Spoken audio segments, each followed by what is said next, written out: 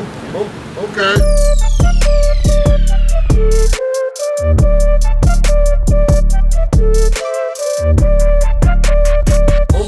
Instant pop. Okay.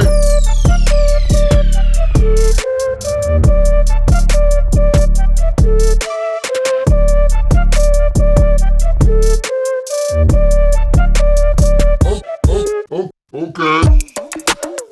So challenge confidence. Are you ready to journey up the mountain? Are you ready to take a step? Are you ready to allow Jesus, who spoke this amazing message 2,000 plus years ago, are you ready for him to speak it to your heart today and this week?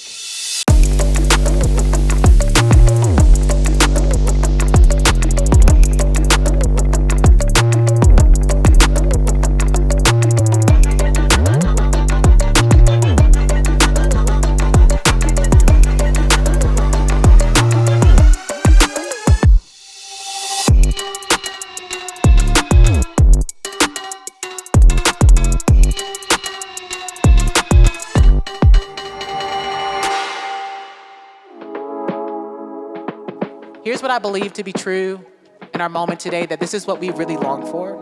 We long to flourish. We long to have our best life, this good life. And ultimately what Jesus is saying is his kingdom of heaven is where you receive it and experience it, and it finds its end in the glory of God. Sometimes we start thinking that God can't use us because of our personality, because of our story, because of our failures, because of something we've done.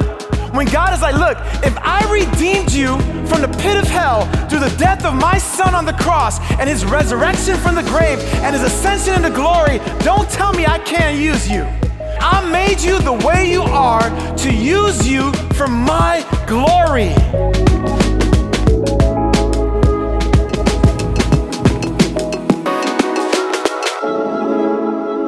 Jesus says, I have something bigger, something greater, something even more righteous in mind.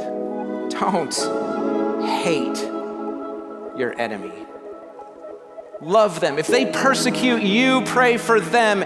If they hurt you, hold out hope that good will happen to them. That's the kind of righteousness, Jesus says, that's the kind of righteousness that I'm commanding you.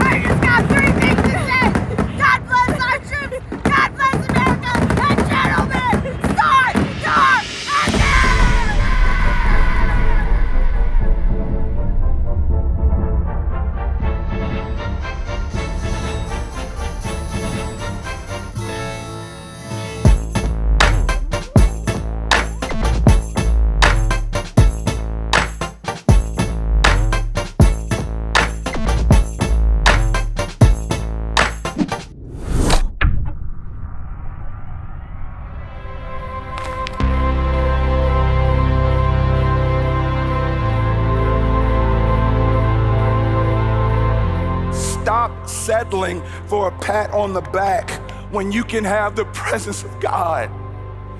Stop settling for being liked by people through a screen when you can be loved in the presence of the King. This prayer is a beautiful carrier outside of the earth, and it gets you to focus back on what our lives are supposed to be about, because saying our Father reminds us that it's about Him, and asking Him to hallow His name reminds us that it's about His glory, and asking for His kingdom to come and His will to be done reminds us that it's not about us and our little kingdom. Maybe salvation is more than just getting into heaven. Maybe it's also about God invading my life, changing me from the inside out.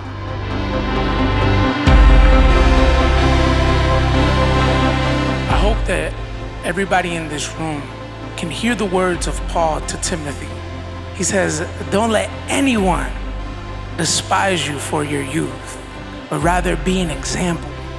I believe that in this room, we have church planters, we have missionaries, we have entrepreneurs that will say, Jesus, here's my yes, use me in my sphere of influence, use me in my school. You're never too young to be used by God.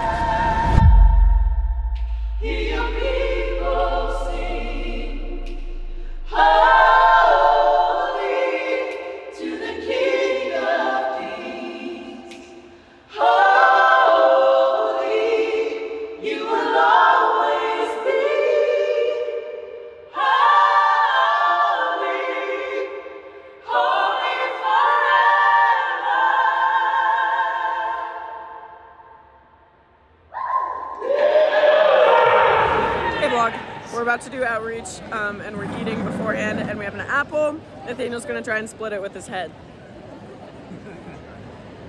You got it.